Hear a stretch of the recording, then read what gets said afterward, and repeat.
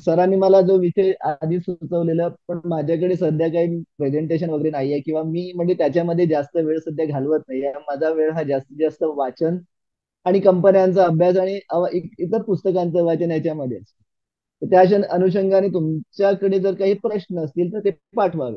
तर त्याप्रमाणे पेठे सरांनी मला एक लिंक प्रश्नाची पाठवली होती. त्याच्यामध्ये I discuss the following items could be taken up for discussion. Points that could find common resonance. Valuation in reference to uh, when to sell, P ratio, PEG, price to book value, market cap to sales, earning multiples, EV to EBITDA, and any other. Financial statements. When all things to look for in financial statements. Item I had mentioned in my lecture, calculation of intrinsic value by discounted cash flow method. Is any Excel worksheet available? Okay. हा हे कोणाचे प्रश्न होते कळतील का मला, फक्त म्हणजे क्युरियोसिटी म्हणून. प्रश्न खूप छान आहेत म्हणून. हे भूषण ओक सर म्हणून आहेत आपल्या आता ओके मीटिंग मध्ये ओके. जॉईन झालेले नाही आहेत नाही, प्रश्न आणि ते प्रश्न बोलतीलच तुमच्याशी प्रश्न नक्कीच. हा प्रश्न खूपच छान आहे, नो डाऊट प्रश्न खूपच छान आहे. पण दोन बघा, बाय अँड लार्ज पहिले मी माझ्या फेल्युअर विषयी बोलायचा प्रयत्न करतो. पराग सर मी, हॅलो हॅलो, हा, बोला बोला. हा पराग सर, पहिले मी कुठे कुठे मार खाल्लाय हे आधी सांगेन. ओके. त्याच्यानंतर मग आपण कुठे बरोबर आहे हे सांग, कारण की व्हेरी फर्स्ट की शेअर बाजारामध्ये इन्व्हेस्टमेंट फील्डमध्ये काम करताना तुमचे अंदाज कितीही अभ्यास केलेला असला तरी चुकतात आणि तुम्हाला फटके बसतात. आणि त्याला आपण एज्युकेशन कॉस्ट, ट्युशन फी म्हणतो. तर त्याप्रमाणे माझेही काही अंदाज दादांत चुकले, त्याच्यामध्ये मार खाल्ला. येस बँक, इथे जर माहिती असेल, मी स्ट्रॉंगली त्यावेळेला रिकमेंड करायचो, व्हॅल्युएशन खूप छान असायचं वगैरे वगैरे. हो आयल अँड हो. एफएस, येस बँक आणि पिरामल एंटरप्राइजेस या तीन मध्ये माझे अंदाज साफ चुकले. त्यामुळे लॉस झाला, पण जे लॉस झाला त्याचं प्रमाण खूप कमी होतं. एकूण पोर्टफोलिओच्या मानाने त्याचं प्रमाण खूप कमी होतं. गेल्या वर्षी आमच्या सीए इन्स्टिट्यूटची एक कॅपिटल मार्केट कॉन्फरन्स कांदिवलीला झाली. तशी ती दरवर्षी होत असते, यावर्षी सुद्धा झाली, दादरला झाली. गेल्या वर्षीची खास करून मला आठवते, कारण गेल्या वर्षीच्या कॅपिटल मार्केट कॉन्फरन्सला दोन अतिशय हुशार फंड मॅनेजर होते आणि ज्यांना मी मी त्यांना नेहमी ऐकतो. एक प्रशांत जैन, एचडीएफसी चे म्युच्युअल फंडचे चीफ इन्व्हेस्टमेंट ऑफिसर म्हणून गेल्याच वर्षी त्यांनी रेजिग्नेशन दिलेला. आणि रेजिग्नेशन दिल्यानंतर ते त्यावेळेला नोटीस पिरियडवर होते. त्यांना मी समोरून काही प्रश्न विचारले होते आणि त्यांनी त्याची सविस्तर उत्तरं दिली. तर त्यावेळेला त्यांनी क्लोजिंग कॉमेंट्री, क्लोजिंग लेटर जे शेअर म्हणजे म्युच्युअल फंडच्या होल्डरसाठी रिलीज केलं होतं, त्या क्लोजिंग लेटरमध्ये त्यांनी त्यांच्या एक 28 वर्षाचा आढावा घेतला. त्या 28 वर्षाच्या आढावा घेण्यामध्ये त्यांनी म्हटलेलं की साधारण मी 450 कंपन्यांमध्ये आजपर्यंत गुंतवणूक केली माझ्या 28 वर्षाच्या कारकिर्दीत. म्हणजे सुरुवातीला state bank of India mutual fund, नंतर ज्युरिच म्युच्युअल फंड, त्याच्यानंतर एचडीएफसी म्युच्युअल फंड, अशा तीन म्युच्युअल फंडाच्या. तर 450 शेअर्स पैकी साधारण 130 शेअर्स माझे अंदाज चुकले. हे कोण म्हणतात? प्रशांत जैन म्हणतात. प्रशांत जैनचं स्टेटस काय आहे? प्रशांत जैन आयआयटी कानपूर, आयआयएम अहमदाबाद, आणि ज्या व्यक्तीने त्याच्या 28 वर्षाच्या कारकिर्दीमध्ये 1 लाख करोड पेक्षा जास्त गेन जनरेट केला शेअर होल्डरसाठी, म्युच्युअल फंड होल्डरसाठी, त्या प्रशांत जैननी म्हटलं की every 1 share out of 3 share turn loss making. However, ज्या कंपन्या लॉस मेकिंग झाल्या त्या कंपन्यांमधल्या लॉसची अमाऊंट खूप कमी होती, आणि ज्या कंपन्या प्रॉफिट मेकिंग ठरल्या त्या कंपन्यांची प्रॉफिट मधली अमाऊंट खूप मोठी होती. सो त्याचं एकूण फलित काय झालं, तर त्याने 1 लाख कोटीपेक्षा जास्त गेन हा म्युच्युअल फंड होल्डरसाठी, एचडीएफसी फंडच्या होल्डरसाठी जनरेट केला. सो तुमचे अंदाज चुकणार आहेत, पण त्याच्यासाठी तुम्हाला काळजी घ्यायची आहे. तर काळजी काय घ्यायची आहे, तर पहिले म्हणजे तुमचं डायव्हर्सिफिकेशन. तर डायव्हर्सिफिकेशन किती असावं, एका पोर्टफोलिओत कंपन्या किती असाव्या, असे काही ठोकताळे नाहीये. आपल्या आपल्या ताकदीवर अवलंबून आहे, आपण किती कंपन्यांचा अभ्यास करू शकतो. पीटर लिनच्या पोर्टफोलिओमध्ये 200 कंपन्या पण असायच्या. पीटर लिनची एकमेव व्यक्ती अशी होती ज्याने कंटिन्युअसली 20 वर्ष 20% जास्त रिटर्न जनरेट केली. कंटिन्युअसली. वॉरन बफे नंतरचा तो रेकॉर्ड आहे ऍक्च्युली. वॉरन बफेने 1967 सालापासून आजपर्यंत जवळपास 29% रिटर्न, आणि म्हणजे ते बेंचमार्कला 10% आउट परफॉर्म केलेलं आहे, which is very much difficult, very very very very difficult. आणि हे कोणी कॉपी करायला जाऊ नये, प्रशांतनीलाही कोणी कॉपी करायला जाऊ नये. प्रत्येकाने आपापल्या अभ्यासाची पद्धत निवडावी. प्रत्येकाचे अंदाज वेगळे असतात. कोणाला 25 शेअरचा अभ्यास करणं सोपं वाटते, कोणाला 10 कंपन्यांमध्ये वेल्थ जनरेट करायची असते, कोणाला 100 कंपन्या आवडतात, कोणाला 50 कंपन्या आवडतात. तर आपला कम्फर्ट झोन काय आहे, किंवा एखाद्या विषयासाठी आपण किती वेळ देऊ शकतो, त्याच्यावरती त्याचं यश ठरणार ऍक्च्युली. आणि दुसरी गोष्ट व्हॅल्युएशन. आता इंडिया म्हणजे भारत हा बेसिकली इमर्जिंग नेशन आहे, त्यामुळे आपल्याकडे ग्रोथ ही जास्त असणार आहे. त्याच्यामध्ये युएस, तुम्ही जर हिस्ट्री बघितलं तर प्रेझेंट म्हणजे आताच्या सिच्युएशन मध्ये, तर युएस मध्ये जवळपास 60% पार्टिसिपेशन, म्हणजे 60% लोकांची जी वेल्थ आहे ती शेअर मार्केट, म्युच्युअल फंड आणि फायनान्शियल इन्स्ट्रुमेंट्स मध्ये आहे. सो 100 रुपयाच्या वेल्थ पैकी 60 रुपये त्या तिथल्या लोकांनी फायनान्शियल इन्स्ट्रुमेंट्स मध्ये गुंतवलेले, आणि त्यातला अतिशय मोठा चंक शेअर बाजार आणि म्युच्युअल फंडचा आहे. भारतामध्ये ही अमाऊंट किती आहे? ती 10%पेक्षा कमी आहे. 77% वेल्थ, 77% आपली जी काय गुंतवणूक असते ती रिअल इस्टेट आणि गोल्ड मध्ये मोठ्या प्रमाणात. त्याच्यानंतर मोर दॅन 10% ती बँक एफडी मध्ये, आणि थोडीफार काय, आणि पेन्शन फंड आहे, पीपीएफ आहे वगैरे. आणि मग शेअर बाजाराच्या साठी किती शिल्लक राहते, तर साधारण 7-8% आपण शेअर मार्केटमध्ये म्युच्युअल फंडाद्वारे किंवा डायरेक्टली गुंतवणूक करत असेल. तर हे प्रपोर्शन हळूहळू आपल्या इकडे वाढत जातं. तर हे आता मागच्या 20 वर्षाचा तुम्ही जर साधारण अंदाज घेतला, तर मागच्या 20 वर्षांचा आपण अंदाज घेतला, तर प्रत्येक 4.5 ते 5 वर्ष मध्ये म्युच्युअल फंड इंडस्ट्रीचं वेल्थ डबल होत.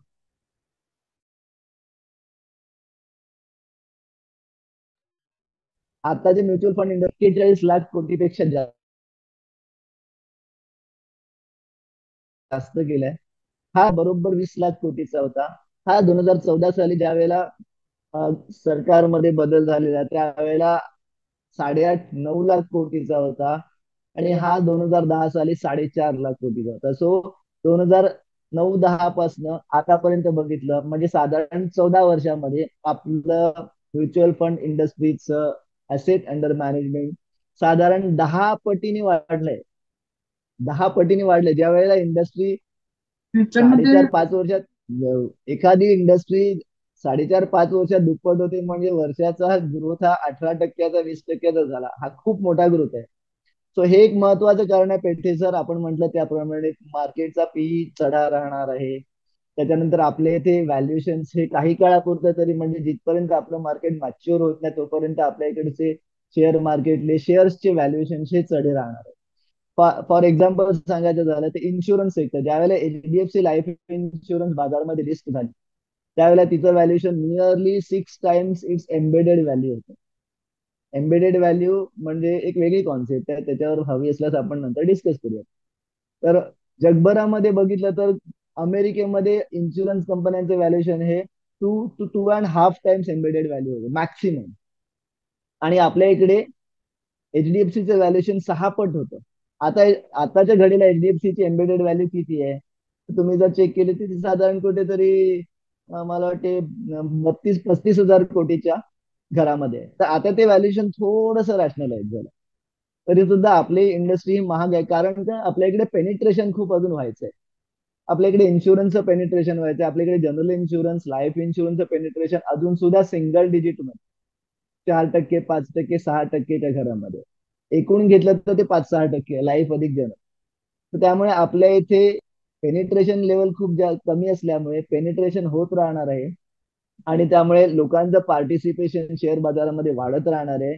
म्युच्युअल फंडाचे एसआयपीच्या रकमा वाढत राहणार आहे. हळूहळू लोकांना कळायला लागलेलं आहे की बँकेमधल्या एफडी मध्ये फारसं काही मिळत नाहीये, त्यामुळे आता लोक लिक्विड फंड मध्ये पैसे ठेवतात, अल्ट्रा शॉर्ट टर्म मध्ये पैसे ठेवतात, शॉर्ट टर्म मध्ये पैसे ठेवतात, मीडियम टर्म मध्ये, आणि ज्या ज्या वेळेला मार्केट पडेल त्या त्या वेळेला ते पैसे शेअर बाजारामध्ये येत असतात सध्या. त्यामुळे आपण बघितलं तर एकूण मार्केटचं कॉम्पोजिशन पण आपलं बदललं आहे. पूर्वी आपण एफ आय आय वरती खूप अवलंबून होतो. आता एफ आय सेल करत असलं तरी मार्केट चढ राहते किंवा मार्केट मेंटेन राहते, याचं कारण डोमेस्टिक इन्स्टिट्यूशनल इन्व्हेस्टर मोठ्या प्रमाणात बाईंग करतात म्युच्युअल फंड. पण मग म्युच्युअल फंड कडे पैसा कुठून येतो, तर रिटेल इन्व्हेस्टर कडून येतो. तो रिटेल पार्टिसिपेशन आपल्याकडे खूप वाढत चाललं, त्यामुळे आपल्याकडचे व्हॅल्युएशन हे थोडेसे महागच असणार आहे. आता ज्यांनी प्रश्न पाठवलेला ओक साहेबांनी, त्यांनी जे व्हॅल्युएशन्स विचारले, तुम्ही जर कंपनी आयडेंटिफाय करायला लागला तर ह्या सगळ्या पॅरामीटर्सवर तुम्हाला क्वचित एखादी कंपनी मिळेल जी अतिशय रॅशनल व्हॅल्युएशन मध्ये आहे. ओव्हरऑल ती कंपनी तुम्हाला रॅशनल व्हॅल्युएशन मध्ये मिळणार नाही, कारण ज्या ज्या ठिकाणी कुठेतरी स्वस्त पॉकेट दिसले की त्या त्या ठिकाणी डोमेस्टिक इन्स्टिट्यूशनल इन्व्हेस्टमेंट इन्व्हेस्टमेंट यायला सुरुवात होते. आणि आपल्याकडे मिड कॅप आणि स्मॉल कॅप विषयी तर न बोललेलं बरं, कारण त्यांचं व्हॅल्युएशन आता म्हणजे प्रचंड स्कायरॉकेट लेवलला गेलेलं आहे. पण असं वाटतंय की 2024 हे वर्ष साधारण लार्ज कॅपचं असेल असं वाटतं. 2023 या वर्षामध्ये मिड कॅप आणि स्मॉल कॅप खूप वाढले. आणि आता जर प्रपोर्शन बघितलं ना व्हॅल्युएशनचं मिड कॅप आणि स्मॉल कॅप आणि लार्ज कॅपचं, तर दोन पर्याय शिल्लक आहे. एक म्हणजे लार्ज कॅपचं व्हॅल्युएशन वाढणं, आणि मिड कॅप स्मॉल कॅपचं व्हॅल्युएशन तिकडेच राहणं किंवा थोडंफार कमी जास्त होणं. दुसरा पर्याय आहे मिड कॅपचं व्हॅल्युएशन कमी होणं आणि स्मॉल कॅपचं व्हॅल्युएशन कमी होणं आणि लार्ज कॅपचं व्हॅल्युएशन तिकडेच आहे. हे दोन पर्याय शिल्लक आहे. तर शक्यता अशी वाटते की लार्ज कॅपचं व्हॅल्युएशन वाढू शकेल. म्हणजे कदाचित 2024-25 हे वर्ष कदाचित लार्ज कॅप शेअरसाठी खूप चांगलं वर्ष असू शकेल, हा अंदाज आहे. त्याला असं काही शास्त्रीय आधार वगैरे काही नाही ऍक्च्युली असं आहे. दुसरी गोष्ट, इन्व्हेस्टमेंट करताना एक गोष्ट लक्षात ठेवायची आहे की शेअर बाजाराने कुठली गॅरंटी घेतलेली नाही आपल्याला श्रीमंत करण्याची. Mister market has taken no responsibility to make you rich, make Ankush rich.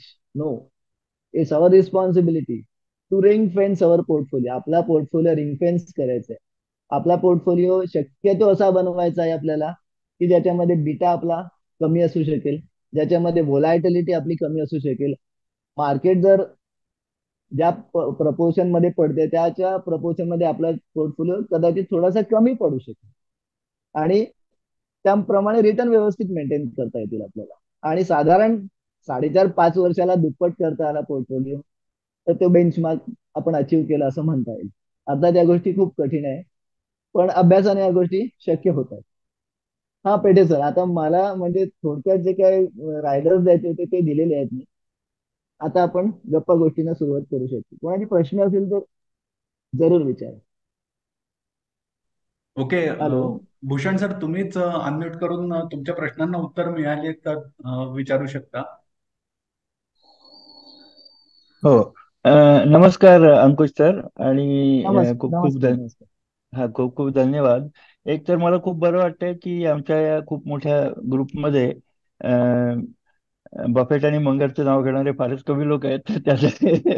तर आणि तुम्ही घेतल्यामुळे मला जरा फार आतून बरं वाटलं. आणि आमच्या इथे जास्ती ट्रेडर्स आहेत आणि लॉंग टर्म थोडे नाही कमी आहेत, थोडे कमी आहेत ओक साहेब, रिलेटिव्हली. ओक साहेब, आम्ही म्हणजे 14-15 वर्ष जो काय अभ्यास करते त्यातला समोर गुरुचा फोटो ठेवायचा झाला तर बेंजामिन ग्रॅहमचा ठेवायला लागेल सगळ्यात आधी, आणि नंतर बफे आणि चार्ली मुंगरचा ठेवायचा. कारण की त्यांनी जे काय रेकॉर्ड तयार केलेले आहेत ते पुढच्या 50 वर्षात पण कोणाला तोडता येतील असं मला वाटतं, खरं सांग. अगदी त्यामुळे अगदी आणि त्यांच्या ज्या स्ट्रॅटेजीज आहेत त्या शिकण्यासाठी असे जन्मच्या जन्म जातील आपण, पण ते आपण नाही अगदी शिकू शकणार. इट्स अगदी. आणि इट्स म्हणूनच मला व्हेरी थोडंसं डिफिकल्ट. थोडंसं वाईट वाटत असतं की आमच्या या ग्रुपमध्ये अजून जितके म्हणावे तितके लोक लॉंग टर्म इन्व्हेस्टिंग मध्ये नाही आहेत. एनिवे, व्हॅल्युएशन बद्दल माझा प्रश्न तो होता की आतापर्यंत तरी एस्पेशली म्हणजे स्मॉल कॅप्सची गोष्टी करायची झालं, कारण लार्ज कॅप्स मध्ये काय असतं की मोस्टली कॅश फ्लोज आणि हे सगळं बरंच एका पॅटर्न मध्ये असतं. दरवर्षीचे कॅश फ्लोज आणि म्हणजे त्यांचं इन्व्हेस्टिंग मध्ये जाणार आणि फायनान्सिंग मध्ये जाणारे याच्यामुळे जे डिफरन्सेस आहेत त्याच्या नेट कॅश फ्लो मध्ये आणि ऑपरेटिंग मध्ये खूप फरक नसतो, आणि एक पॅटर्न मिळतो तुम्हाला. तर त्याच्यावरून डिस्काउंटेड कॅश फ्लो मेथडनी किंवा यांनी तुम्ही एक जनरल इंट्रिन्सिक व्हॅल्यू कॅल्क्युलेशन करू शकता. पण करू स्मॉल कॅप्स शकतो, मध्ये ते बरोबर. बिलकुलच पॉसिबल नाही आहे. स्मॉल कॅप्स मध्ये इतके व्हेरिएशन्स येतात. आणि मी मेनली स्मॉल कॅप्स इन्व्हेस्टर आहे, टेकिंग आफ्टर पीटर लिंच. पण मग त्याच्यामुळे मला हा एक मोठा एक प्रश्न येतो की याचं इंट्रिन्सिक व्हॅल्यू कॅल्क्युलेशन आपण कसं करायचं. बाकीचे सगळे असं. फॅक्टर्स आहेत, म्हणजे 10-12 फॅक्टर्स आहेत व्हॅल्युएशनचे. 10 वर्षाचा मीडियन आहे, 5 वर्षाचा मीडियन आहे. But how to assess the intrinsic value and how to assess in that for the growth potential. जसं आता एक्झाम्पल द्यायचं झालं तर शेअर्स आहेत पर्सिस्टंट, किंवा टाटा इलेक्सी, किंवा सोनाटा सॉफ्टवेअर, किंवा इवन पॅकेजिंग इंडस्ट्रीमध्ये काही शेअर्स आहेत who have surprise me a lot on growth front. तर हे थोडंसं म्हणजे विकण्याच्या बाबतीत, घेण्याच्या बाबतीत फार सोपं पडतं, काही प्रॉब्लेम नाही आहे. म्हणजे बरोबर तुम्हाला बरोबर. सगळे फॅक्टर्स मिळतात, आणि पण विकण्याच्या बाबतीत, आणि बेसिक बेंजामिन ग्रॅमचं जे आहे, buy at discount to intrinsic value and sell at a premium, तर ते इंट्रेन्सिक व्हॅल्यूचाच घोळ आहे थोडासा, especially in the small caps. तर ते कसं करायचं? आपण त्याच्यावरती जरा गप्पा बघ. पहिली गोष्ट म्हणजे मी काही तज्ञ नाहीये. मी अभ्यास करत असतो, मी रोज वाचत असतो, वेगळे वेगळे न्यूज वाचत असतो, वेगवेगळी पुस्तकं वाचत असतो. त्याच्याने असा अंदाज एकंदर आहे की स्मॉल कॅप कंपन्या ह्या बेसिकली ग्रोथ कंपन्या मानल्या जातात, ज्याच्यामध्ये प्रत्येक गुंतवणूकदाराचं एक्सपेक्टेशन काय असतं की इकडे वर्षाला 30% 40% सेल्स ग्रोथ येणार. बघा, ग्रोथ तुम्ही काय प्रिफर कराल? सेल्स ग्रोथ तुम्हाला आवडेल की तुम्हाला नेट प्रॉफिट ग्रोथ आवडेल? ओक साहेब, म्हणजे माझा एक कृती प्रश्न आहे की तुम्ही काय बघाल स्मॉल कॅप मध्ये? तुम्हाला सेल्स ग्रोथ हवाय, तुम्हाला एबिटा ग्रोथ हवाय, तुम्हाला पीबीटी ग्रोथ हवाय, तुम्हाला प्रॉफिट आफ्टर टॅक्स ग्रोथ हवाय, किंवा तुम्हाला ऑपरेटिंग कॅश फ्लो ग्रोथ, किंवा तुम्हाला फ्री कॅश फ्लो ग्रोथ हवाय? तुम्ही काय बघाल याच्यामध्ये? तुम्ही काय प्रिफर कराल? मी याच्यात नेट प्रॉफिट ग्रोथच बघतो नॉर्मली. म्हणजे बाकी सगळं बघतो, बघा, बघत नाही असं नाही, पण net profit growth is the ultimate criteria. आपण त्याला पहिली गोष्ट म्हणजे मी याला थोडासा कॉन्ट्राडिक्ट करायचा प्रयत्न करेन. मी तुमचा मुद्दा खोडत वगैरे नाहीये. एक गोष्ट लक्षात घ्या, नेट प्रॉफिट ग्रोथ, समजा सेल्स ग्रोथ आलीच नाही, किंवा सेल्स ग्रोथ अतिशय मामूली आली, 2%, 3%, 4%, 5% आली, आणि प्रॉफिट ग्रोथ 20%, 25% आली, तर तो स्टॉक तुम्ही घ्याल हायर व्हॅल्युएशनला? तर मी नाही घेणार. कारण की बघा, जिथपर्यंत सेल्स ग्रो होणार नाही ना, तिथपर्यंत परपेच्युअल प्रॉफिट ग्रोथची कोणी गॅरंटी देऊ शकत नाही. अशी परपेच्युअलची गॅरंटी तर आपण कधीच देऊ शकत नाही, कोणाचीच देऊ शकत नाही. पण सेल्स ग्रोथ जर आला, तर याचा अर्थ तुमच्या कंपनीचा मार्केट शेअर वाढताना दिसतो. व्हॉल्यूम ग्रोथ आला पाहिजे. सेल्स ग्रोथ पण नुसता कामाचं नाही, सेल्स ग्रोथ प्लस व्हॉल्यूम. म्हणजे आता तुम्ही एक उदाहरण द्यायचं झालं तर तुम्ही टाटा कन्झ्युमर प्रोडक्टचं उदाहरण द्या, की चहामध्ये त्यांचा शेअर हा हिंदुस्तान युनिलिव्हरला कॉम्पीट करत असतो नेहमी चहामध्ये. त्याच्यानंतर त्यांचे ग्रीन टी मधलं एक मोठं मार्केट आहे, ब्लॅक टी मधलं एक मोठं मार्केट आहे, टाटा संपन्नचं एक मोठं मार्केट आहे. तर आता तुम्ही आपल्या इकडे आता quarter to on quarter result बघतो, हा अतिशय बेकार प्रकार झालेला आहे. कारण की क्वार्टर ऑन क्वार्टर कंपनीला जज करणं फार कठीण आहे. तुम्ही अॅन्युअली, इयर ऑन इयर जज करणं योग्य आहे. तर तुम्ही बघाल तर त्यांचा व्हॉल्यूम वाढतो याचा अर्थ काय? तर कंपनीचं मार्केट मधलं पार्टिसिपेशन वाढतंय, कंपनीच्या प्रोडक्टला मार्केटमध्ये एक्सेप्टन्स चांगला मिळतो, लोक ते स्वीकारतात. त्यामुळे सगळ्यात पहिले व्हॉल्यूम ग्रोथ असला पाहिजे कंपनीमध्ये, त्याच्यानंतर सेल्स ग्रोथ आला पाहिजे, आणि मग कॉन्सिक्युटिव्हली एबिटा ग्रोथ येणार आहे, profit after tax, profit before tax येणार आहे. पण सगळ्यात शेवटी cash is the king. Cash flow काय म्हणतो कंपनीचा, तो बघणं फार गरजेचं आहे. आणि त्याच्यामध्ये ऑपरेटिंग कॅश फ्लो काय म्हणतो कंपनीचा. तर त्याच्यावरती मी एक तुम्हाला एक शेअर स्क्रीन शेअर करतो. मी जसं एक थोडंसं वर्किंग करतो, मला काहीतरी दिसते स्क्रीन तुम्हाला? हो दिसतोय, हो दिसतोय. दिसते? हा. आता हा मी सीडीएसएल ही कंपनी घेतलेली. खाली बघा, मी बऱ्याच कंपन्यांचं वर्किंग केलेलं दिसतं. सीडीएसएल ही कंपनी घेतलेली आहे. भूषण सर, तुम्ही काळजीपूर्वक बघा. ह्याच्यामध्ये मी काय म्हटलेलं आहे, एफसीएफ म्हटलेलं आहे. मी बेस काय घेतलाय? तुम्ही मगाशी एक टर्म वापरली, किंवा तुमच्या प्रश्नामध्ये एक टर्म आहे, cash flow, discounted cash flow. तर बेसिकली व्हॅल्युएशन करताना तुम्ही एकदा म्हणतात की मी डिस्काउंटेड कॅश फ्लोच्या बेसिसवर व्हॅल्युएशन करीन, आणि एका बाजूला तुम्ही असं म्हणू शकता की तुम्ही प्रॉफिट आफ्टर टॅक्स कॅल्क्युलेट. मग तुम्ही नक्की काय करतो? तर त्यावेळेला तुम्हाला एक रेशो चेक करायला पाहिजे, net profit after tax to cash from operation. हा रेशो जर तुम्ही चेक केला तर तुम्हाला कळू शकेल की तुम्ही जे प्रॉफिट कमावता त्यातलं किती प्रॉफिट कॅश मध्ये कन्वर्ट होतंय. तर तुम्ही आयटी कंपन्यांचं उदाहरण घेतलं तर 100% जास्त कन्वर्ट, 110, 105, 110, 115% प्रॉफिट आहे ते. म्हणजे जर तुमचं प्रॉफिट 5,000 कोटीचं असेल, तर त्याच्या कमीत कमी 5,000 कोटी कॅश फ्रॉम ऑपरेशन असली पाहिजे.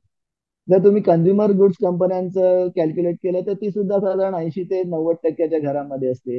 जर तुम्ही मॅन्युफॅक्चरिंग इंजिनियर गुड्स या कंपन्यांमध्ये चेक केलं तर ह्याच्यामध्ये operating cash flow to profit after tax हा रेशो खूप म्हणजे खूप असं नाही पण हा 60% 70% एवढा असतो का तर त्यांना स्टॉक मोठ्या प्रमाणावर मेंटेन करावा लागतो. त्यांना कस्टमरकडचं कलेक्शन मोठ्या प्रमाणात त्यांचं आउटस्टँडिंग असतं. हा तुम्ही रेशो एल बाबतीत चेक करा, त्यांना गव्हर्नमेंट कडून खूप येण असते, ते कधीच वेळेवर येत.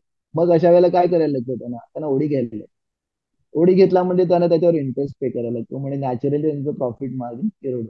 आता हे सीडीएसएल ही कंपनी मी इकडे घेतलेली आहे, स्मॉल कॅप होती, आता मिड कॅप झाली, मे बी लार्ज कॅप पण. आता या कंपनीचा फ्री कॅश फ्लो बघा, 250 कोटीचा कॅश फ्लो हा एखाद्या वर्षाचा मी बेंचमार्क पकडले, हा मे बी 2023चा किंवा 2022चा, आता माझ्या एक्झॅक्टली लक्षात नाही हा कुठला, पण 2022 किंवा 23चा आहे. त्याला मी काय केलंय, 12% त्याला मी ग्रोथ दिली. सीएजीआर म्हणजे आपल्याला माहिती आहे, कंपाऊंडेड अॅन्युअल ग्रोथ रेशिओ. तर मी 12% त्याला दिलेलं आहे, म्हणजे 12% त्याचा फ्री कॅश फ्लो अॅन्युअलाइज वाढत जाईल. कारण बघितलं तर टीडीएसएचा बिझनेस हा तसा कॅश काऊ म्हणायला लागेल. त्यांना खर्च काय, सॅलरी आणि सॉफ्टवेअर आणि ह्या बॅक ऑफिसचे खर्च, बाकी त्यांना कुठलं परचेस करावं लागत नाही, त्यांना रॉ मटेरियल नसतं, त्यांच्याकडे स्टॉक नसतो, त्यांच्याकडे डेटर्स नसतो, पण पैसे येतात ते पण अपफ्रंट कॅश मध्ये. आता त्याच्यानंतर त्यामुळे तुम्हाला फ्री कॅश फ्लो कॅल्क्युलेट करताना मुळात तुम्ही ग्रोथ रेट काय घेणार हा फार महत्वाचा आहे. आणि हा परफेक्ट आपण काढू शकतच नाही, आपण सांगूच शकत नाही पुढच्या 10 वर्षामध्ये कंपनी काय रेटने ग्रो. आपण 2 वर्षाचं पण प्रेडिक्ट करू शकत नाही. 10 वर्ष तर फार मोठी, तरी पण एक आपण अंदाज ठोकताळा म्हणून मी 12% घेतलाय. आणि खाली बघाल तर मी 15% पण कॅल्क्युलेट केलं. तो वेगळे वेगळे परम्युटेशन कॉम्बिनेशन करायचे आपल्याला. त्याच्यानंतर आपण डिस्काउंट रेट आहे, हा डिस्काउंट रेट म्हणजे काय आहे तर आपलं इन्फ्लेशन काय असेल, गव्हर्नमेंट म्हणेल 5% 6%, पण ज्यावेळेला बाजारामध्ये आपण एखादी गोष्ट घ्यायला जातो त्यावेळेला आपल्याला इन्फ्लेशन कळतं. औषध कंपन्यांचं इन्फ्लेशन म्हणजे पूर्वी आम्ही एक क्लोसिप सिक्लाचा पावडरचा डबा 70-72 रुपयाला मिळायचा 4 वर्षापूर्वी, आता त्याची किंमत 130 रुपये झाली. 50%पेक्षा जास्त प्राइस इन्क्रीज त्या कंपनीने मागच्या 4 वर्षात घेतली. मग ग्रोथ रेट काय झाली किंवा इन्फ्लेशनचा रेट काय झाला, तर इकडे मी 8% इन्फ्लेशन घेतलेलं आहे, खाली मी 9% इन्फ्लेशन घेतलेलं आहे. त्याच्यानंतर मी डीसीएफ काढलेली आहे, ज्याला आपण डिस्काउंटेड कॅश फ्लो म्हणतो. आता या डिस्काउंटेड कॅश फ्लोची मी 10 वर्षाची टोटल केलेली आहे, ती आली आहे 2741 कोटी. आता त्याची परपेच्युइटी व्हॅल्यू काय, याला आपण टर्मिनल व्हॅल्यू म्हणतो. ओक सर तुम्ही ऐकतायत आय गेस. हॅलो. हो, मी ऐकतोय ऐकतोय. परपेच्युइटीचाही हा. मला एक म्हणजे बोला बोला. आता ही हा आता ही परपेच्युइटी म्हणजे टर्मिनल व्हॅल्यू कशी करणार, तर टर्मिनल व्हॅल्यूचा अर्थ काय, companies are made for perpetual period. Company ही अनादी काळासाठी बनलेली आहे, मे बी 25 50 100 200 वर्षांसाठी तयार झालेली आहे. तर परपेच्युअल पिरियड साठी त्याचा ग्रोथ काय असेल, तर परपेच्युअल पिरियड साठी तुमच्या जीडीपीचा जो ग्रोथ रेट असेल त्याच्यापेक्षा कंपनी जास्त ग्रो होणार नाही कधीच, युजली. त्याच्यानंतर परपेच्युअलचा डिस्काउंट रेट तुम्ही काय घ्याल, तर साधारण गव्हर्नमेंट बॉन्डचा जो रेट ऑफ रिटर्न आहे, जीसेकचा जो रेट आहे, किंवा आपण लॉंग टर्म मध्ये इन्फ्लेशन किती राहू शकेल याचा अंदाज आज बांधू शकत नाही. सो आपण हायर साइड म्हणून 8% डिस्काउंट रेट इकडे धरला. आता मी इकडे एक फॉर्म्युला दिलेला आहे, CFN into bracket 1+G divided by R-G. G stands for growth rate at perpetuity. R stands for discount rate at perpetuity. या फॉर्म्युलाने जर मी कॅल्क्युलेट केलं तर माझी व्हॅल्यू आली 17,000 कोटी. आता 17,000 कोटी ही व्हॅल्यू परपेच्युइटी मला आजच्या रेटला डिस्काउंट करायची पुन्हा, तो मी तिकडे हा फॉर्म्युला दिलेला आहे. आता शेवटचा डिस्काउंट रेट काय होता, डिस्काउंट फॅक्टर तो घेतलेला आहे. आणि मग मी काढलेला आहे, तर माझी इकडे कॅश फ्लो आलेला आहे, परपेच्युइटी कॅश फ्लो 7,883 कोटीचा, आणि 10 वर्षाचा कॅश फ्लो 2,700 कोटीचा. आता बघा सीडीएसएल चे डीसीएफ काय ते 10,600 कोटीचे आहे. आता सीडीएसएल चा मार्केट कॅप आहे काय तुम्ही बघा किती असेल, त्याच्या जवळ पण कुठे नसणार आहे.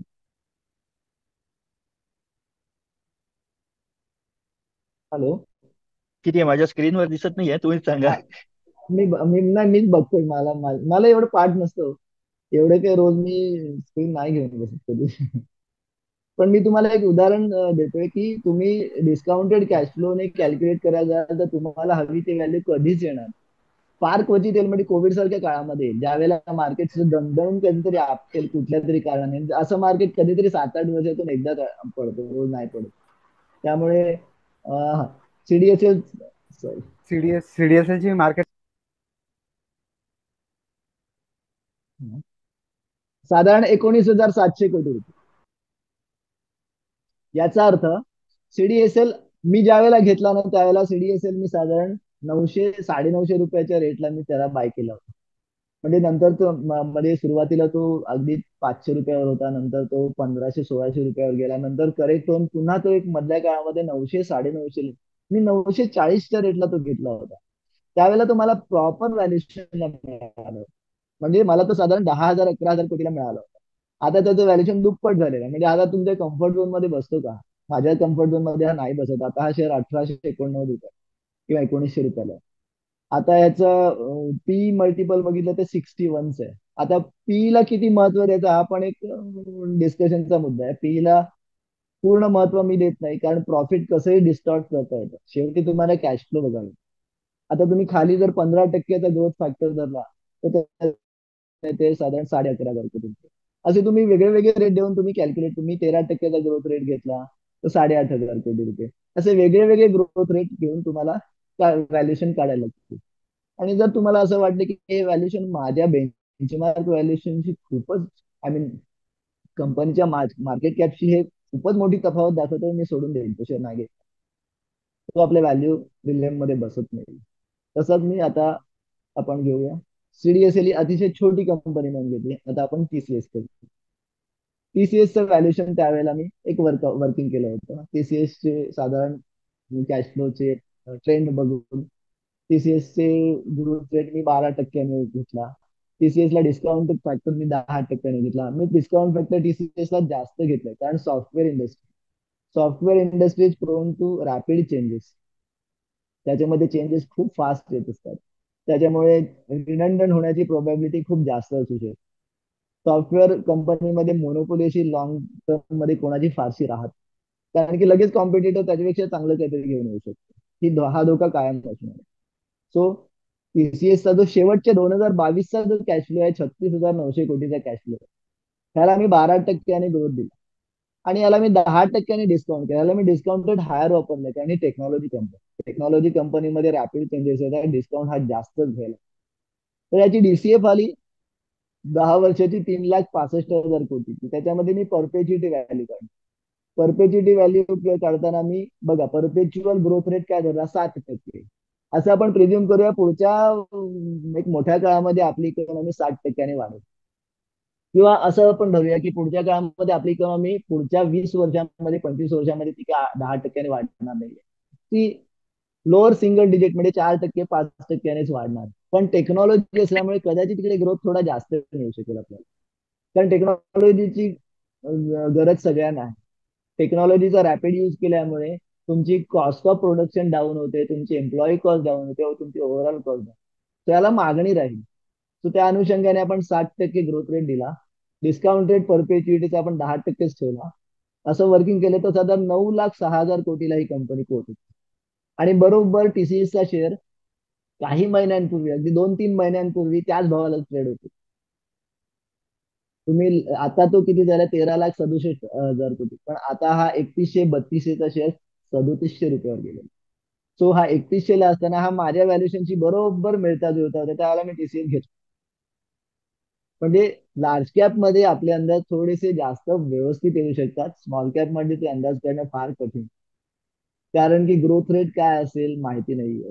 स्मॉल कंपन्या बॉरोईंग खूप मोठ्या प्रमाणावर करतात, ती एक रिस्क आहे. आता तसं ज्युबिलियंट फूडचं मी वर्किंग केलं. भूषण सर, पहिला मुद्दा आहे स्मॉल कॅप. स्मॉल कॅप साठी व्हॅल्युएशन बसूच शकत नाही. कारण की ज्या ठिकाणी लोकांना 30% 40% ग्रोथ हवा आहे, ज्या ठिकाणी प्रॉफिट ग्रोथ त्यांना 25% 30% हवा आहे, त्या ठिकाणी ते व्हॅल्युएशन इतकं वाढलेलं असतं की तुमच्या पॅरामीटर मध्ये ते बसतच नाही. त्यामुळे स्मॉल कॅप कंपन्यांमध्ये सर्वसामान्य लोकांनी हात जाळून घेणं फार, आय मीन त्याची प्रोबॅबिलिटी खूप जास्त आहे की हात तुमचे जळण्याची शक्यता खूप जास्त आहे. आणि स्मॉल कॅप मध्ये तुम्ही स्मॉल कॅप म्युच्युअल फंड जरी चेक केले तरी त्याच्यामध्ये नंबर ऑफ कंपनीज बघा किती आहे. 60 70 80 कंपन्यांपर्यंत पण असतात, 100 120 कंपन्यांपर्यंत सुद्धा म्युच्युअल फंड मध्ये आहे. कुठल्याच कंपनीमध्ये 2% 3% पेक्षा जास्त गुंतवणूक त्यांना करायची हिंमत होत नाहीये. फंड मॅनेजरला मॅन्डेट आहे 10% करू शकतो, पण फंड मॅनेजर गॅरंटी देऊ शकत नाही. त्यामुळे स्मॉल कॅप म्युच्युअल फंड मध्ये नंबर ऑफ कंपनीज 80, 100, 120 पर्यंत पण आहेत. What does that mean? That means you can not take any guarantee because valuation is so rich. तुम्ही 2% पेक्षा जास्त व्हॅल्युएशन एका कंपनीमध्ये तुम्ही गुंतवणूक करू शकत नाही. त्यामुळे तुम्ही म्हणताय ते बरोबर आहे. या पॅरामीटर्स वरती स्मॉल कॅपचं व्हॅल्युएशन करणं खूप कठीण आहे. अशा वेळेला तुम्हाला स्मॉल कॅप कंपन्यांचा सब्जेक्टिव्ह अभ्यास करणं पण तितकंच गरजेचं आहे. अभ्यासाचे साधारण दोन प्रकार आहेत, एक सब्जेक्टिव्ह स्टडी आणि एक ऑब्जेक्टिव्ह स्टडी. आपण जे बघतो ते ऑब्जेक्टिव्ह स्टडी झाली, याच्यामध्ये आपण नंबर्स, फिगर्स, कॅल्क्युलेशन आणि करून एका नंबर पर्यंत यायचा प्रयत्न करतो. हा माझा ऑब्जेक्टिव्ह मेथडॉलॉजी झाली. याच्यामध्ये मी फ्री कॅश फ्लो बघतो, याच्यामध्ये मी ऑपरेटिंग कॅश फ्लो बघतो, याच्यामध्ये प्रॉफिट आफ्टर टॅक्स बघतो, याच्यामध्ये मी sales growth, volume growth, EPS growth आणि सगळ्यात सगळ्यात महत्वाचा एक फॅक्टर, दोन महत्वाचे फॅक्टर भूषण सर, तुम्ही कॅश फ्लोच्या जोडीला दुसरा कुठला अतिशय महत्वाचा फॅक्टर तुम्हाला वाटतो? जरा मला जाणून घ्यायला आवडेल तुमच्या. मी जनरली बघताना म्हणजे सेल्स ग्रोथ आणि हे सगळं बघतोच. सेल्स ग्रोथ, 10 बरं. वर्षाची net profit margin, operating profit margin आणि D by E of course most important. आणि मॅनेजमेंट, हम्म. समजा जितकं काही मॅनेजमेंट बद्दल जाणून घेता येईल तेवढं. पण एक जसं पीटर लिंचचा पीई जी आहे, तो तो मला फॅक्टर जरा आवडतो. म्हणजे पीई जी समजा 1 किंवा खाली असेल, कन्सिस्टंटली 4-5 वर्षासाठी पीई जी 1च्या खाली असेल आणि बाकी फॅक्टर समजा अनुरूप असतील, तर प्रॉब्ली मी तशा स्मॉल कॅप्स मध्ये इन्व्हेस्ट करतो. आतापर्यंत ते रिझल्ट चांगले आहेत. आतापर्यंतचे रिझल्ट म्हणजे मागच्या 1-2 वर्षाचे रिझल्ट, बरोबर? मागच्या 6-7 वर्षाचे, म्हणजे सहा जानेवारी सात वर्ष 2018च्या पीक नंतर उतरलं आणि याच्यात परत पडलं. आणि आता आता तर म्हणजे व्हॅल्युएशन्स आर ऍक्च्युअली इनसेन. मी बरोबर. I have been advocating to sell to everyone. पण येस. आता खूप म्हणजे स्मॉल कॅप्स मध्ये फारच जास्त झाले, त्याला काही म्हणजे हो, ताळतंत्रच नाही राहिलं. बरोबर आहे. आता मी माझ्या बाबतीत सांगतो की मला मला कॅपचा कुठलाही अलर्जी नाही. माझ्याकडे लार्ज कॅप पण शेअर्स आहेत, माझ्याकडे मिड कॅप शेअर सुद्धा आहे, माझ्याकडे स्मॉल कॅप शेअर्स. पण प्रपोर्शन हे रिलेटिव्हली बदलत असतो. ज्यावेळेला बाजाराचं व्हॅल्युएशन कसं आहे त्याप्रमाणे आपल्या पोर्टफोलिओचं प्रपोर्शन आपल्याला थोडंफार शिफ्ट करायला लागतं. त्याच्यानंतर असं होतं की अशाच 2023च्या सारख्या एखाद्या वर्षामध्ये स्मॉल कॅपच्या कंपन्या अचानक लार्ज कॅप होऊन त्यावेळेला व्हॅल्युएशन सुपरफिशियल रीच होतं. त्यावेळेला त्या कंपन्यांमधून पार्शियली बाहेर निघणं किंवा पूर्णपणे बाहेर निघणं हे योग्य आहे. आता सगळ्यात महत्वाचा फॅक्टर आहे जो आपण बोललोच नाही आतापर्यंत, फ्री कॅश फ्लो हा अतिशय महत्वाचा. म्हणजे पहिले 5 फॅक्टर जर घ्यायचे झाले आपल्याला, सगळ्यात महत्वाचे कुठले 5 फॅक्टर आहेत, तर सगळ्यात पहिला फॅक्टर आहे quality of management. Small cap company आपण क्वालिटी ऑफ मॅनेजमेंटची काही गॅरंटी देऊ शकत नाहीये. तुम्हाला मॅनेजमेंट माहितीच काय? तुम्ही मॅनेजमेंटला किती वेळा भेटलात? बरं, तुम्ही मॅनेजमेंटला एकदा भेटला, दोनदा भेटला, तीनदा भेटला, तीनदा भेटीनंतर 1-1 तास, 2-2 तास बोलायला तुम्हाला मॅनेजमेंटची काय एवढी खात्री पडू शकते? शकते का आपण एखाद्या माणसाला 2-3 भेटीमध्ये आपण त्याला जज जज करू शकतो? मी नाही करू शकत बाबा, ऍटलिस्ट मला नाही जमणार ते. अहो, बँक मॅनेजर ज्यावेळेला लोन देतो त्यावेळेला बॉरोवरला जज करताना त्याची वाट लागते आणि त्याने दिलेले लोन लगेच 6 महिन्यात 1 वर्षामध्ये एनपीए मध्ये जातो. या ठिकाणी तुम्ही बॉरोवरचं सगळं अनालिसिस केलेलं असतो, त्याचे पेपर्स बघितलेले असतात, त्याच्या फॅक्टरीला व्हिजिट दिलेली असते. तुम्ही स्मॉल कॅप कंपनीच्या मॅनेजमेंटची काय गॅरंटी देऊ शकता? त्यामुळे या कंपन्यांमध्ये मॅनेजमेंट क्वालिटी या विषयावरती जज करणं फार कठीण. म्हणजे याच्यामध्ये तुम्ही असं गृहित धरा, म्हणजे माझ्या बाबतीत सांगतो मी, तुमच्या बाबतीत म्हणत नाही, कदाचित तुमचे स्किल सेट छान असतील त्याच्यामध्ये, it's a very good thing. पण माझ्या बाबतीत मी जर मॅनेजमेंट अनालिसिस करायला गेलो, 70% 80% प्रोबॅबिलिटी आहे की माझी अनालिसिस चुकीचं असेल. स्मॉल कॅप कंपन्यांच्या बाबतीत, मिड कॅप कंपन्यांच्या बाबतीत तो जास्त चांगला असेल, लार्ज कॅप कंपन्यांच्या बाबतीत तो अगदी चांगला निघू शकतो. पण मॅनेजमेंट क्वालिटी स्मॉल कॅप कंपन्यांच्या बाबतीत आपण सांगू शकत नाही. त्याच्यानंतर रिटर्न ऑन इक्विटी या विषयावर आपण बोललोच नाही. रिटर्न ऑन इक्विटी आणि रिटर्न ऑन कॅपिटल एम्प्लॉयड हे दोन अतिशय अतिशय महत्वाचे फॅक्टर आहेत. जितके free cash flow, operating cash flow महत्वाचे तितकेच रिटर्न ऑन इक्विटी आणि रिटर्न ऑन कॅपिटल एम्प्लॉयड महत्वाचे. रिटर्न ऑन कॅपिटल एम्प्लॉयड हा तुमचा स्मॉल कॅप कंपन्यांच्या बाबतीत 15% वरच असायला पाहिजे, तरच त्या कंपनीत हात लावावा, नाहीतर अन्यथा मी त्या कंपनीत हात लावा. आता आपण ईपीएस आणि पी रेशो बोलूया. पी रेशो ला one of the fifth factor, म्हणजे 5 फॅक्टर धरायचे झाले तर सगळ्यात पहिले मॅनेजमेंटची क्वालिटी, दुसरं रिटर्न ऑन इक्विटी आणि रिटर्न ऑन कॅपिटल एम्प्लॉइड एकत्रितपणे, तिसरं ऑपरेटिंग कॅश फ्लो, चौथं फ्री कॅश फ्लो आणि पाचवा पी. म्हणजे या प्रत्येकाला आपण 20-20% वेटेज देऊ शकतो जास्तीत जास्त. त्यामुळे पी ला मी जास्तीत जास्त 20-25% जास्त वेटेज देऊ. सो याचा अर्थ काय? याचा अर्थ कधी कधी हाय पेची कंपनी पण मला चालू शकेल जर त्याच्यामध्ये चांगला ग्रोथ येत असेल. जर त्याच्यामध्ये चांगला ग्रोथ येत असेल, जर त्याच्यामध्ये ग्रोथ येण्यासाठी चांगले लिव्हर्स असतील. पण हे मला कसं करणार? हे मला करण्यासाठी मला कंपनी थरोली वाचावी. कंपनी काय बिझनेस करते, कंपनी आता नवीन किती कॅपिटल इन्व्हेस्टमेंट करते, ती कॅपिटल इन्व्हेस्टमेंट कधी ऑपरेशनलाइज होणार आहे, त्याच्यानंतर कंपनीचे आतापर्यंतचे प्रॉफिटॅबिलिटी रेशो म्हणजे return on equity, profit after tax किंवा एबिटा मार्जिन किती आहे, आणि इन्क्रिमेंटल इन्व्हेस्टमेंट मधून कंपनीला प्रॉफिट काय येऊ शकते, हे गेज करणं कठीण आहे खूप. पण आता एक आपण एक ठोकताळ बांधू शकतो थोडाफार. असे हे केल्यानंतर आपण एक साधारण एका कन्क्लुजनला येतो की ठीक आहे, मॅनेजमेंट क्वालिटी बरी वाटते, रिटर्न ऑन इक्विटी 15% जास्त आहे, सेल्स ग्रोथ माझा 20-22-25% ग्रोथ मध्ये मागच्या 3 वर्षामध्ये येतोय, आणि कंपनी ज्या प्रपोर्शन मध्ये कॅपिटल एक्सपेंडिचर करते, नवीन प्लांट तयार करते, पेटंट तयार करते, त्याच्या हिशोबाने पुढच्या 3 वर्षामध्ये कंपनीचा सेल्स ग्रोथ 20 ते 25% असू शकतो. कंपनीचे मार्जिन्स कंपनी मेंटेन करेल अशी आशा आहे. असे जर ठोकताळे बांधले तर स्मॉल कॅप कंपन्यांमध्ये जास्तीत जास्त पुढच्या 3 वर्षाचा तुम्ही अंदाज घालू शकता, त्याच्यापेक्षा असं नाही. सो मग पी ला किती? तर स्मॉल कॅप कंपनीचा पी तुम्हाला 15-20चा कधीच मिळायचा. तो नेहमी हे जर सगळे फॅक्टर चांगले असणार असेल, जर रिटर्न ऑन इक्विटी 15%-20% असणार आहे, तर ऑपरेटिंग कॅश फ्लोचा ग्रोथ 20%-25% असणार आहे, तर त्याचा पी तुम्हाला 50च्या वर मिळणार आहे. तर तुमच्या कम्फर्ट लेवल मध्ये किती बसू शकतो? अशा वेळेला जर मला 10 लाख रुपये इन्व्हेस्ट करायचे असेल तर त्यातले जास्तीत जास्त 50,000 ते 1 लाख रुपये मी त्या कंपनीमध्ये इन्व्हेस्ट करायचा प्रयत्न करतो, त्याच्यापेक्षा जास्त मी करणार. सो मला तिकडे माझा पोर्टफोलिओ जास्त डायव्हर्सिफाय करायचा, तरच मला स्मॉल कॅप कंपन्यांची गुंतवणूक नीट करता येईल. अदरवाईज मला फटके बसण्याची शक्यता खूप जास्त.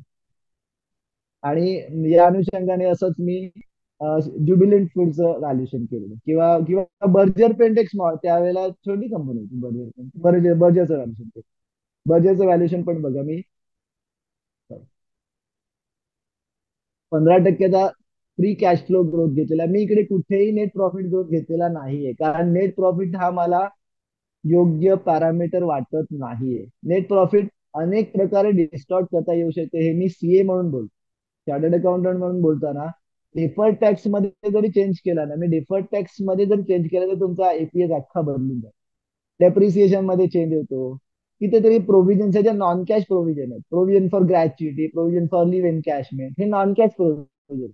या प्रोव्हिजनचा कॅशवरती काहीच इम्पॅक्ट येत नाही, डिफर्ड टॅक्सचा कॅशवरती काहीच इम्पॅक्ट येत नाही, डेप्रिसिएशनचा कॅशवरती पॉझिटिव्ह इम्पॅक्ट येतो.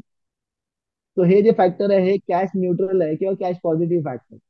त्यामुळे तुम्ही जो प्रॉफिट काढलेला आहे, त्या प्रॉफिटच्या कॅल्क्युलेशन तुमचा जो आलेला पी आहे, हा पी कॅश फ्लोशी मॅच होण्याची शक्यता सुतरां वाटत नाही. अशा वेळेला तुम्ही असं एक काढू शकता, तुम्ही कॅश ईपीएस काढू शकता कंपनी. भूषण सर. हो सर, हॅलो. ऐकतोय ऐकतोय, सांगा सांगा, हा, ऐकतोय. तुम्ही तुम्ही कंपनीवर कॅश ईपीएस चेक करू शकता, म्हणजे ऑपरेटिंग कॅश फ्लो ची total divided by number of equity shares of that company. जसा ईपीएस करताना तुम्ही काय करता, profit after tax divided by diluted number of shares.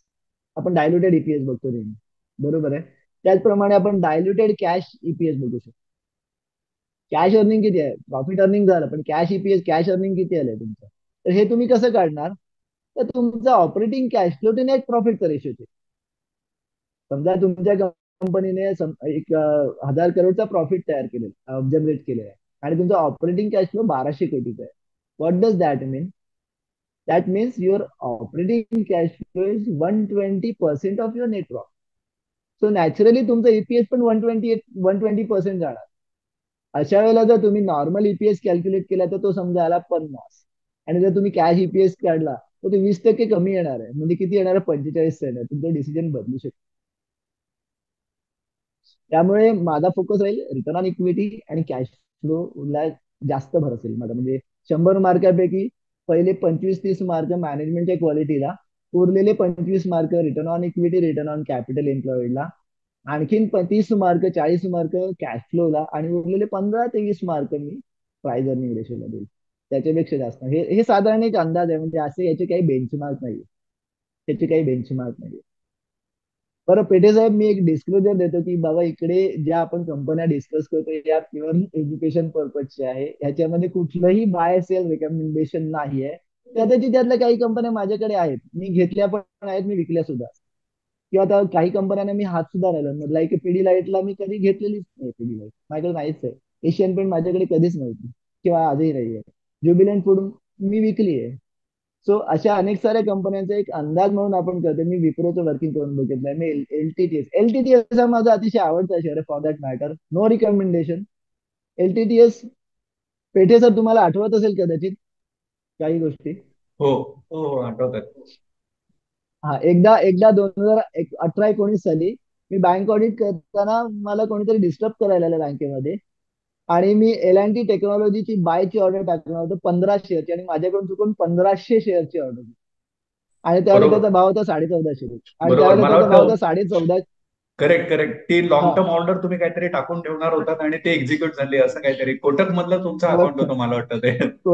Kotak मधलं माझं अकाउंट होतं, आणि 15 शेअर ऐवजी माझ्याकडे 1500 शेअर आले. ग्रेट. 1400 रुपयाने आलेले, 14,500 रुपये. आता तर त्याचा भाव 5,000 रुपये. खरोखर देने वाला जब भी तर देता, असं तर मी आहे. तर मी तेवढं शेअर काय ठेवू शकलो नाही, कारण 25 लाख रुपये माझ्याकडे कुठून येणार. ही 2017-18ची गोष्ट आहे.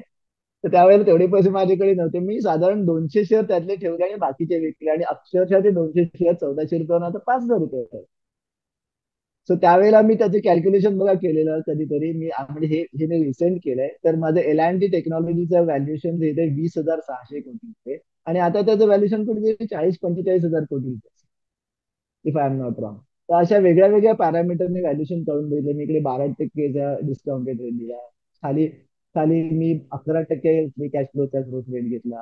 त्याच्यानंतर आणखीन मी 15%च्या ग्रोथ रेटने केला. तर बघा, 12%चा जर कॅश फ्लो ग्रोथ झाला तर माझी व्हॅल्युएशन येते 20,600 कोटी रुपये.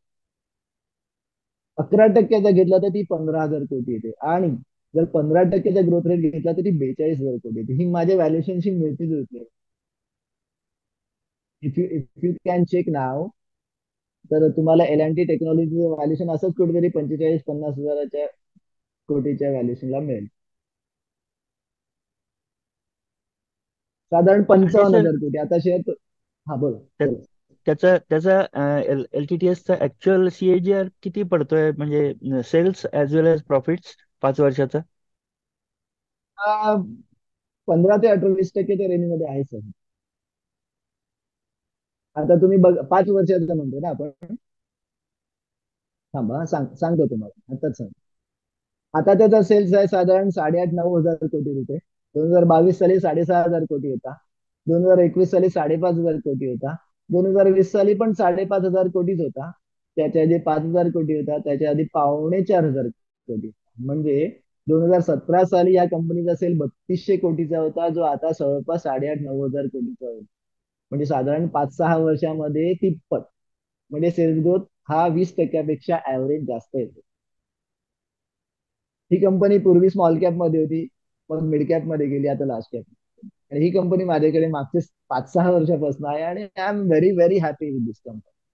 अजून सुद्धा ती कंपनी मी थॉरोली स्टडी करतो वर्षातून एकदा. आणि भूषण सर, माझी एक पद्धत आहे, चुकीची असेल बरोबर असेल मला माहिती नाही, पण मी ज्या ज्या कंपन्या घेतल्या त्या त्या कंपन्याचा कमीत कमी 8 ते 10 पानाचा निबंध माझ्याकडे लिहिलेला आहे. प्रत्येक कंपनीचा. कंपनी काय करते, कंपनीची हिस्ट्री काय, कंपनी कुठल्या कुठल्या सेगमेंटमध्ये काम करते, कंपनीचे प्रॉफिट रेशो कसे बदलत गेले आहेत.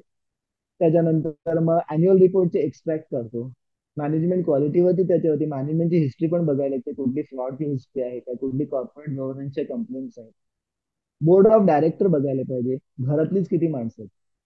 तुम्ही तुम्ही तुम्ही जर किशोर बियाणींची कंपनी होती आपल्याकडे, बिग बास्केट, त्याच्या कंपनीच्या बोर्डवर बघितलं तर सगळे घरातलेच होते. अशी कंपनी कशी तुम्हाला ग्रो करून देणार? किंवा त्यांचे जे मॅनेजमेंट रेम्युनरेशन ते काय ते विचित्र होते. काही वाटेल तसे रेम्युनरेशन द्यायचे. शेवटी कंपनी बुडली.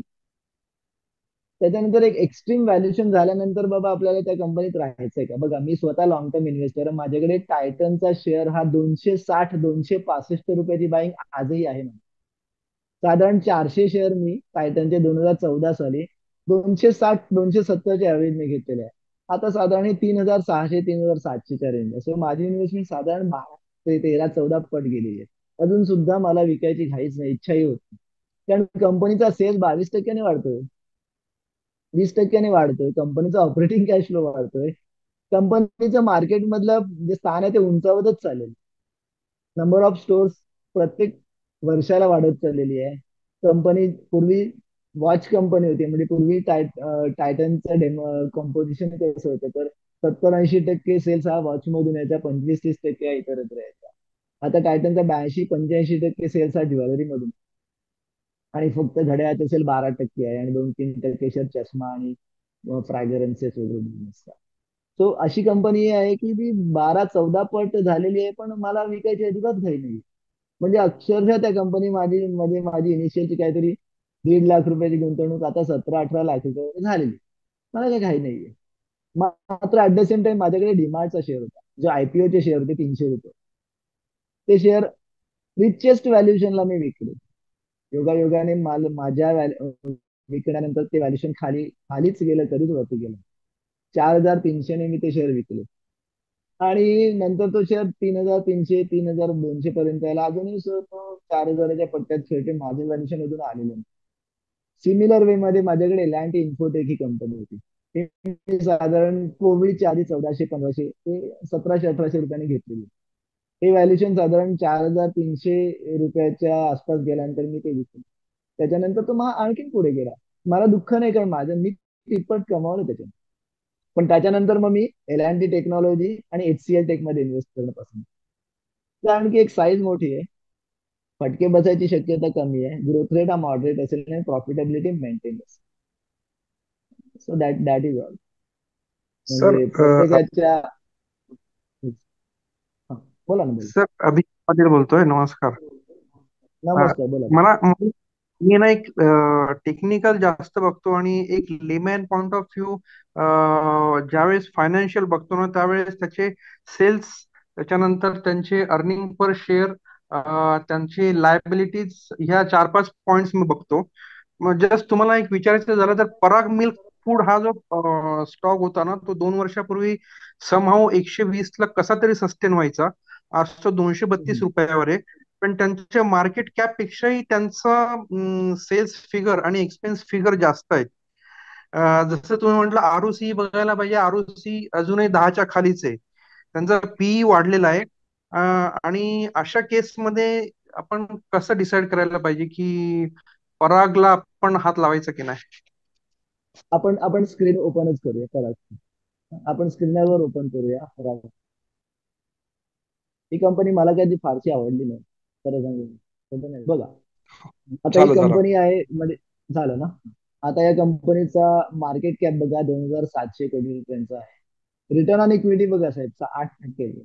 कारण डेअरी बिझनेस मध्ये रिटर्न ऑन इक्विटी जास्त निघत नाही.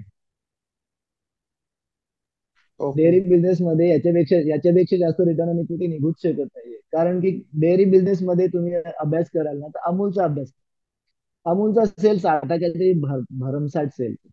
डेअरी बिझनेस मध्ये ना सगळ्यात रिनाऊंड शेअर कुठला, तर नेस्ले. पण तो का, नेस्ले दूध विकतो का हो कधी? तुम्ही तुम्ही नेस्लेचं दूध बघितलंय कधी? नाही, पण तो दूध कोणी सोडून इतर कोणी भरपूर त्याचे आहेत. हा, नाही नाही, दूध सोडून बघा. नेस्ले प्रीमियम प्रोडक्ट आहे, दुधाचे जे प्रीमियम प्रोडक्ट आहे, चीज, पनीर, नंतर बटर, त्याच्यानंतर चाइल्ड बेबी फूड, ह्याच्यामध्ये नेस्ले लीडर. चॉकलेट्स, हे सगळी दुधाची फर्दर प्रोडक्ट आहेत. ह्याच्यामध्ये जसं प्रोडक्टचं फर्दरन्स वाढत जातं, तस तशी प्रोडक्टची प्रॉफिटेबिलिटी वाढत जाते.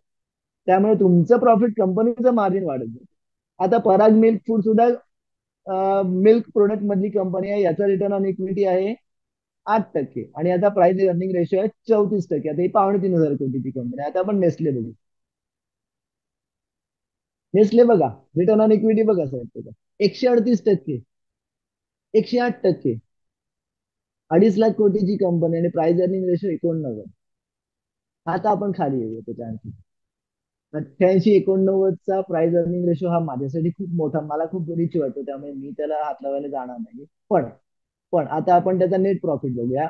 अॅन्युअल नेट प्रॉफिट त्याचा किती येतोय. माझी स्क्रीन मला जरा थोडीशी त्याचा नेट प्रॉफिट आहे, सॉरी, 2,971 म्हणजे 2,391 कोटीचा गेल्या वर्षीचा नेट प्रॉफिट. हा तुम्ही नेट प्रॉफिट बिफोर टॅक्स बघितला तरी चालेल, साधारण 3,200 कोटीचा नेट प्रॉफिट बिफोर टॅक्स होता.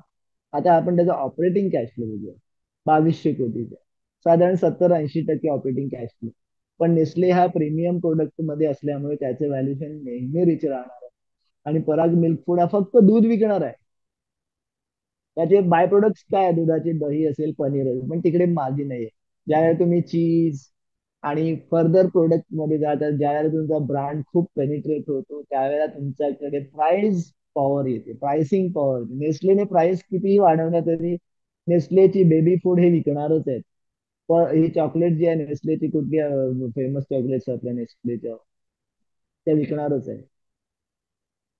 किटकॅट, किटकॅट 50 रुपयाला पण विकणार आहे, किटकॅट 20 रुपयाला पण विकत होती, किटकॅट 100 रुपयाला पण विकत.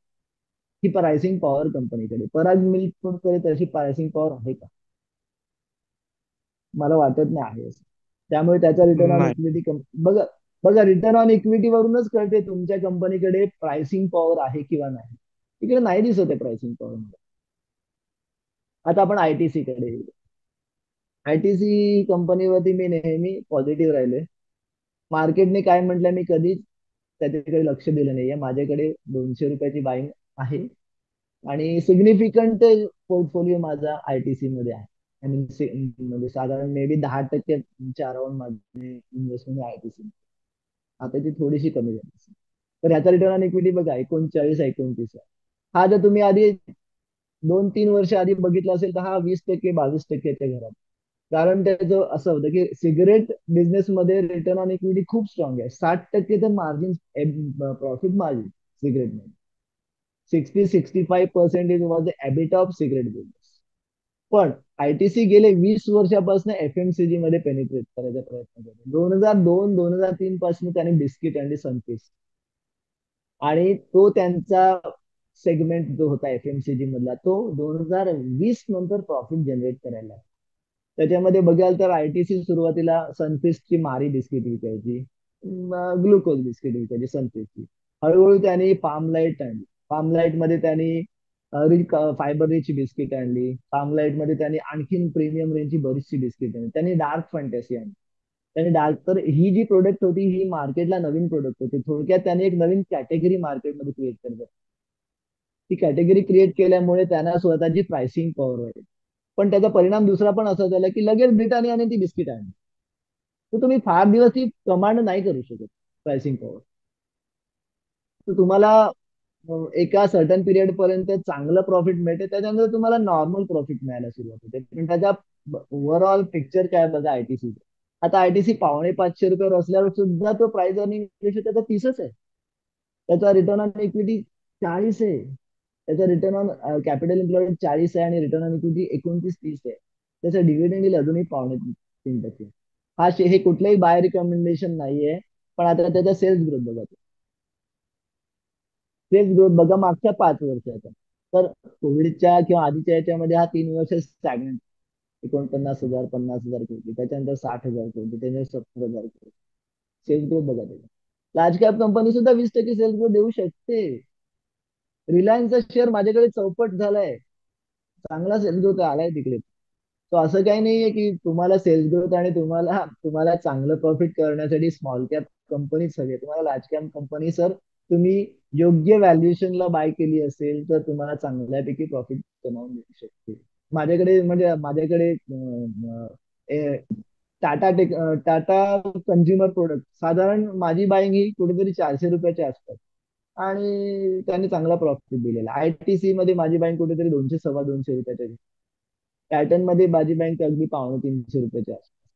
इव्हन टीसीएस मध्ये माझ्याकडे प्रॉफिट चांगला आहे. इव्हन इन्फोसिस मध्ये माझ्याकडे प्रॉफिट चांगला आहे.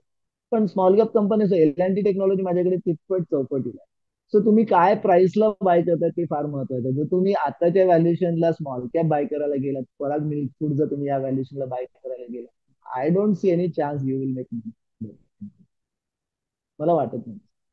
सर, सेल्स सेल्स फिगर्स नसताना प्रॉफिटेबिलिटी दिसत असली तर त्यातनं काय म्हणजे असं असू शकतं का की कुठेतरी ऍसेट सेल केला आणि ते प्रॉफिटेबिलिटी दाखवलं, असं असू शकतं का? नाही, ते तुम्हाला ऍसेट सेल केला असेल तर ते तुम्हाला क्लिअरली दिसणार आहे. मी तुम्ही तुम्ही जे अॅन्युअल रिपोर्ट बघितलं तर त्याच्यामध्ये तुम्हाला क्लिअर दिसणार आहे. तुम्ही सेल्स ग्रोथ नाही आहे पण प्रॉफिट ग्रोथ आहे, याचा अर्थ कंपनीने त्यांच्या प्राइसिंग वाढवलेल्या आहे. दोन गोष्टी, एक तर त्या कंपनीला आपण एक म्हणतो ना, त्याला एक शब्द आहे, स्केल्स, ऑपरेशन लिव्हरेज. कंपनीने त्यांचे कॉस्टिंग वगैरे खूप मॉडरेट केलेले आहे, कट डाऊन केलेले आहे, अनवॉन्टेड कॉस्ट त्यांच्या कट केलेले आहेत. त्याच्यानंतर कंपनीचं डेप्रिसिएशन कमी कमी होत चाललेलं आहे, म्हणजे कंपनी फिक्स असेट मध्ये फार गुंतवणूक करत नाही. त्याच्यानंतर कंपनी स्वतःच्या प्राइसिंग वाढवते. पण प्राइसिंग वाढवायला ज्या वेळेला सुरुवात झाली आणि तुमचा प्रोडक्ट जर युनिक नसेल तर कॉम्पिटिटर लगेच तिथे प्राइसिंग चेंज करतात.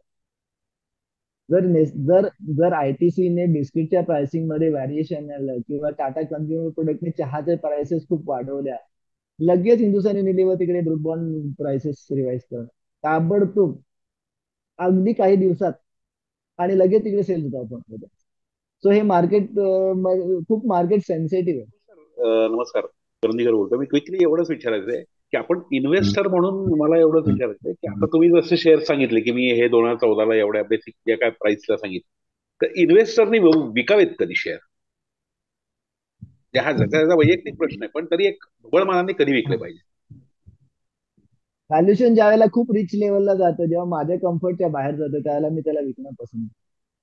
फॉर एक्झाम्पल, डीमार्टचं व्हॅल्युएशन हे इतकं रिच गेलेलं, 100च्या वरती त्याचा पी गेला होता, त्याचे ऑपरेटिंग कॅश फ्लो तितकेसे चांगले नव्हते. ते म्हणजे एक वेळ अशी होती की डीमार्टचं व्हॅल्युएशन जास्त होतं आणि बजाज फिन्सचं व्हॅल्युएशन कमी होतं.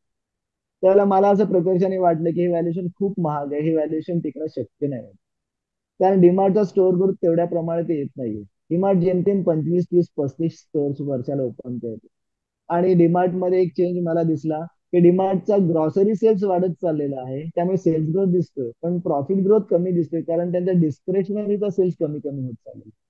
अशा वेळेला मला दिसलं की डीमार्टचं प्रॉफिट हे इथून फार वाढण्याची शक्यता इमिजिएट 2-3 वर्षात दिसत नाही. मे बी त्याच्यानंतर ट्रेंड बदलते आणि त्याच्यानंतर येईल.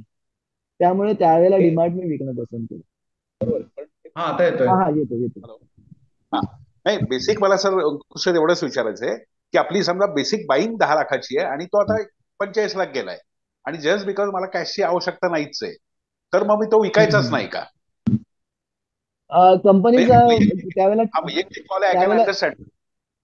नाही बोला नाही, यावेळेला कंपनीचा अभ्यास करा, म्हणजे कंपनीला किमान वरवर बघावं लागेल, कंपनीचा सेल्स ग्रोथ वाढतोय का, कंपनीचं मार्केट शेअर वाढतोय.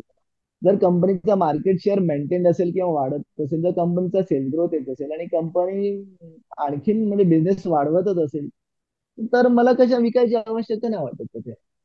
पण असं जर मला कुठे जाणवतंय की कंपनीचा सेल्स ग्रोथ कुठेतरी कमी होतोय, कंपनीची जी प्राइसिंग पॉवर आहे ती कमी होताना दिसते, त्यावेळेला मी कंपनीचं थोडंसं वाचन करेन, त्याच्या कॉम्पिटिटर्सचं वाचन करेन की बाबा हे कॉम्पिटिटर्स कंपनीच्या प्रोडक्टला कुठेतरी ऑब्स्ट्रक्ट करताना दिसत आहेत, किंवा कंपनीचा सेल्स ग्रोथ कमी होतो, किंवा कंपनीची प्रोडक्ट जी आहे त्यात थोडीशी रिडंडंट झाली आणि कंपनीची नवीन इनोव्हेटिव्ह प्रोडक्ट्स येत नाही.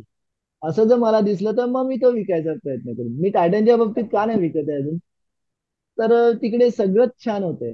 आय मीन सेल्स ग्रोथ सुद्धा येतोय, त्यांच्या कपॅसिटीज वाढतात, त्यांचे नंबर ऑफ स्टोअर्स वाढतात, त्यांची प्रॉफिटेबिलिटी इंटेक्ट आहे, त्यांचा मार्केट शेअर वाढतो. पूर्वी ते स्टडेड ज्वेलरीमध्ये मोठ्या प्रमाणावर होते, आता ते मॅरेज सेगमेंट मध्ये पण वाढत आहेत आणि मॅरेज सेगमेंट खूप मोठं आहे आणि खूप प्रॉफिट मेकिंग आहे. सो मी नाही विकणार त्या केसमध्ये, मात्र डीमार्टच्या केसमध्ये मी विकणार. सो फक्त माझा पोर्टफोलिओ तिप्पट झालेला आहे म्हणून मी विकणं, हा माझा म्हणजे हा माझा क्रायटेरिया. मी एक उदाहरण बेसिक देऊ का याच्यात, अंकुश सर? द्या ना, द्या ना. येस सर, बोला सर. हा, जसं टाटा इलेक्सी होता, 750ची खरेदी होती, आता 10,000 जाऊन बरोबर 9,000 वर आहे. बरोबर. काही थोडेसे शेअर मी विकले होते 1900 ला गेल्यावर, पण त्याच्यानंतर मला असं दिसलं की त्याची सेल्स ग्रोथ, सगळीच ग्रोथ आणि जनरल त्याचा जो रनवे आहे ग्रोथचा तो खूप चांगला असणार आहे, कारण सगळ्या टाटाच्या कंपन्यांना तो कॅटर करतोय, म्हणून मी तो विकला नाही. पण बीएससीचा शेअर 400-500 रुपयावरून 2400 रुपयावर गेला आणि 90 त्याचा पीई झाला, आणि मला असं वाटलं नाही की आता त्याच्यात एवढी ग्रोथ होणार आहे जो 90चा पीई सस्टेन करू शकेल. तर बीएससी ला मी एक्झिट झालो. हे म्हणजे माझा हा असा point आहे. बरोबर बरोबर. नाही पण बरोबर आहे, पण मला असं वाटतं ना याच्यामध्ये की एकदा तुम्ही विकला आणि तुम्ही प्रॉफिट कमावल्यानंतर जर शेअर वाढला तर आपण वाईट वाटून घ्यायची काही गरज नाही असं. कारण की इट्स तुम्ही म्हणतो ना, हाय प्राइस, का आपण एक त्याला एक टर्म, टेक्निकल वाला एक टर्म वापरतात काहीतरी. तर तुम्ही विकल्यानंतर बघा, मी share market is not a zero sum game. मी 400 रुपयाला शेअर घेतला, मी 2000ला विकला, मी पाचपट कमावलं. 2000चा शेअर पुढे 5000 गेला, कोणीतरी माझ्याकडून घेतलेल्या कोणीतरी त्याचे 2000 शेअर 5000ला विकले. मला वाईट वाटून घ्यायची गरज नाही, मी माझं प्रॉफिट कमावलं की नाही त्याच्या, सोडून द्या, forget that and find another bet. शेवटी आपल्याला बघा, आपल्याला पोर्टफोलिओ मध्ये इन्व्हेस्ट करताना किती कंपन्या द्यायच्या, 25, 30, 35 कंपन्या या मोर दॅन सफिशियंट झाल्या, आणि मार्केटमध्ये 5000 कंपनी बीएससी मध्ये किंवा एनएससी मध्ये 2000 कंपन्या. मला त्यातल्या फक्त 25, 26, 30 कंपन्या काढायच्या. जर तुम्हाला चांगला अल्टरनेट मिळत असेल, जर तुम्हाला चांगला अल्टरनेट थोडेसे कमी प्राइस मध्ये मिळत असेल तर फाईन. म्हणजे मी मी तसं केलं होतं. मी एल इन्फोटेक विकून मी एचसीएल मध्ये शिफ्ट झालो होतो. मी एल इन्फोटेक मध्ये आय मेड 3 टाइम्स. म्हणजे 1400 रुपयाची जी माझी बाईंग होती, 1400-1500ची, ती मी काहीतरी 4300ला विकले ते शेअर, माइंड ट्रीचं मर्जर झाल्यानंतर वगैरे. आणि नंतर तो 6000 रुपयावर गेला. मला वाईट वाटून घ्यायची गरज नाहीये, पण ऍट द सेम टाइम माझा एचसीएल टेक सुद्धा 50% वाढला ना तिथे. तो ओके मी कम्फर्ट झोन मध्ये आलो. मी ओके कम्फर्ट अंकुश झोन सर, मध्ये आलो. Thank you very much. इनपुट खूप जबरदस्त आहे हे. आणि नक्कीच भूषण सरांचे जे बेसिक प्रश्न होते, मला वाटतं त्यातले पण बरेचसे प्रश्न कदाचित अनुत्तरित असतील, आणि नंतर अजून भरपूर गप्पा पण मारायच्या राहिलेल्या आहेत सगळ्यांच्या. पण मला वाटतं वेळ भरपूर झालेला आहे. आपल्याला वाटतं की पुन्हा एकदा अंकुश सरांना आपण विनंती करू की या डिस्कशन किंवा या गप्पांमध्ये त्यांनी सहभागी व्हावं. थँक्यू अंकुश सर, पुन्हा एकदा तुम्ही गप्पा मारायला नक्कीच याल आमच्या बरोबर. थँक्यू थँक्यू, तर नक्की नक्की खूप नक्की आनंद गप्पा होईल मारूया. आम्हाला.